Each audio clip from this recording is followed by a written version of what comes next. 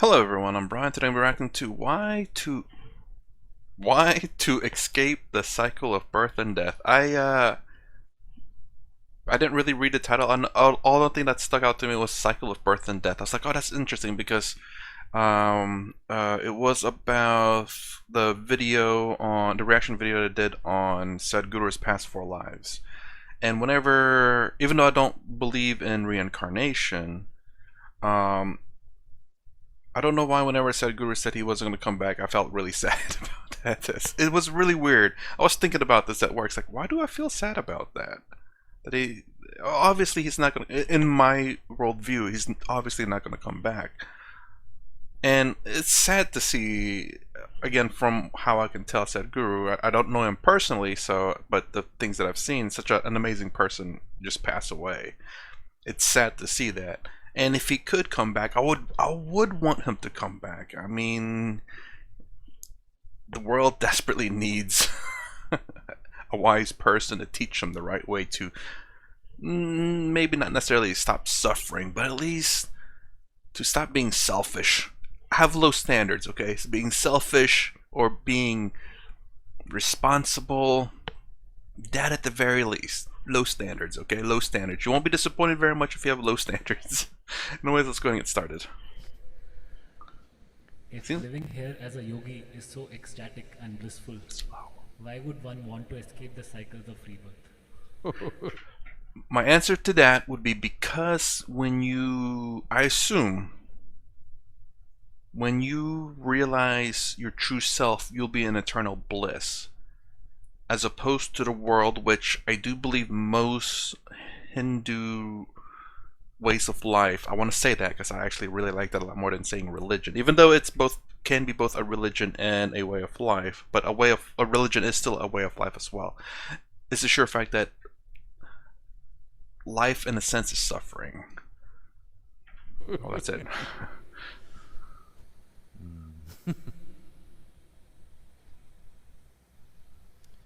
You must take away the word escape.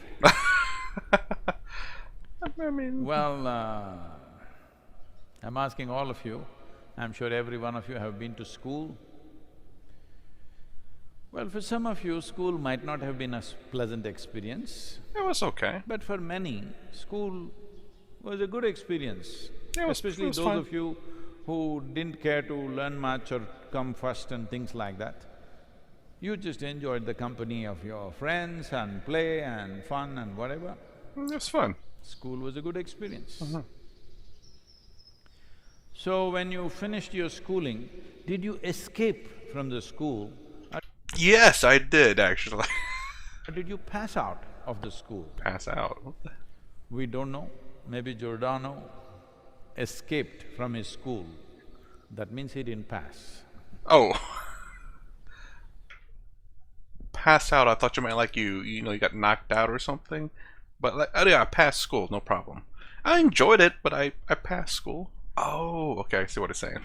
Generally, most people pass and they go to the next stage of life. When you're in school, however good the school is, would you want to go to the college? Definitely. It's the next This is the stage. nature of the human being. However good this is, you want to go to the next phase of life. Something is good, so I will do the same thing forever.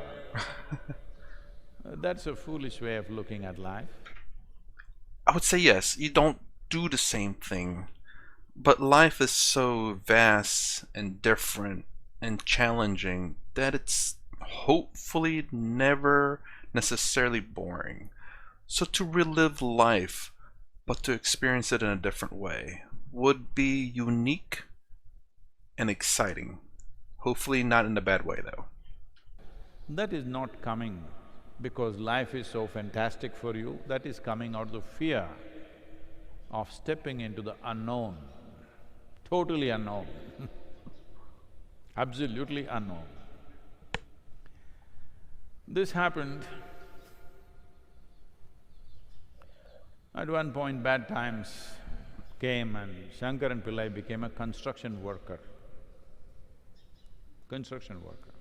carrying bricks up many floors. Then his co-worker, another person who was also labor there, noticed Shankaran Pillai is carrying more bricks than what is asked by the foreman, more. Everybody is carrying 8 bricks, Shankaran Pillai is carrying 12 bricks.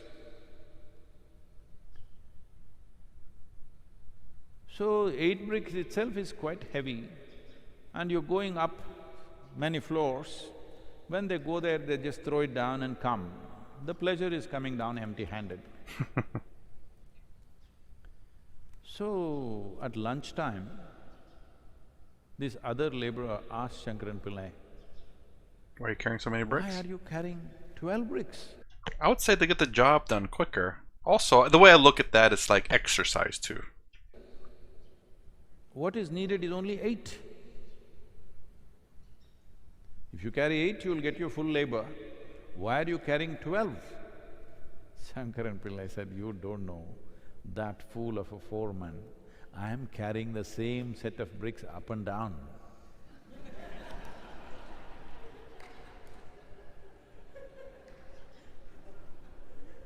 Brilliant. How? So, there are many people like this, they are carrying on with the same stuff up and down, punarapi jananam, punarapi maranam, going on and on. I'm sorry, hold on, I'm gonna rewind that. Wait, did I… wait, what? There's so many people full form and I'm carrying the same… Okay. I thought it was saying that I'm carrying… it looks like it's 12, but I'm actually carrying 8. But no, he's carrying literally the same set of bricks, but… I mean, if you have to… there's like 500 bricks in the ground that you have to carry up there. You're not doing anyone any favors by carrying 4 more, but it's only the same set though, you know? I think too logically sometimes, and I ruin things. Down, up and down, punarapi jananam, punarapi maranam, going on and on.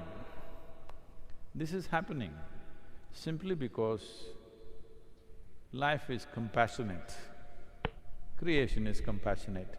It sets screens for your memory. If these screens are broken, you will be so miserable right now. If you realize you've been doing the same stupid stuff 100 times over and still you're doing the same thing with the same misunderstandings, you will want to kick yourself. Well, I don't know. Me personally, I will say that's kind of weird. I mean, I couldn't necessarily blame myself. If I could not remember what I did, I would think there was something wrong with me. As in, why could I not remember it, assuming that I'm still in the same life? Or if I was being reborn, then I'd be like, okay, now I realize what I'm doing and I can correct for that at the very least, I'd hope. So much like Sadhguru, if he was reborn 4 times to finally finish what his master has always wanted him to do. Although I should have said something about that video. Anyways, but yeah, he was reborn 4 times to fulfill his guru's dream. But when you realize that you're being reborn, you can try many different things.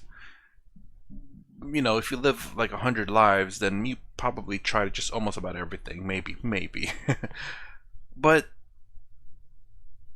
for me, I don't know. I mean, I get pleasure from helping people, you know, helping them out, trying to make their lives a little bit better by just words, because that's free for the most part. But I don't know.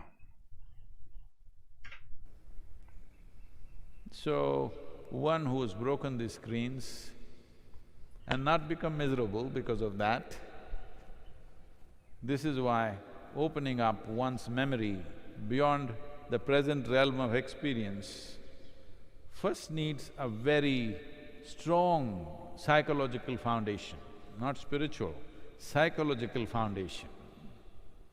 Because if you don't have a very stable psychological foundation, if the screens of memory break, people will have a shattered mind. When people are struggling with one lifetime of experience, not even lived fully, by the time they're 30, They're struggling with their emotions, their thoughts, their memories, and they're miserable. Suppose you open up 3 lifetimes of memory, you believe these people can handle it? No. They'll go totally off. So because of this life's compassion, creation's compassion, he's holding memory blocks separately. So you don't realize you're doing the same thing again and again. It doesn't matter how beautiful, exuberant, wonderful it is, if you repeat the same thing over and over again. I'll do one thing, whatever is your favorite music, Oh. I will play it, not here, I will play it in your mind, Over and over non-stop. again. Next 21 days. With this fantastic music, you will go crazy Yeah. because it's playing non-stop. So anybody who realizes the same things are going cyclical again and again will naturally want to break the cycle. Oh yes, oh yes. It Obviously, when you do something and you realize that it's a cycle, but you could choose to do. It's like the music example was given. I don't know. Maybe I'm overthinking these things. You play a different music when you realize that you're playing the same music over and over again. But I don't know if I guess maybe he means that if should you play a different music, the music is life itself. So playing the same music is living the same life over and over again. But once you play a different music, maybe that's passing on, that's moving on to a different genre of music.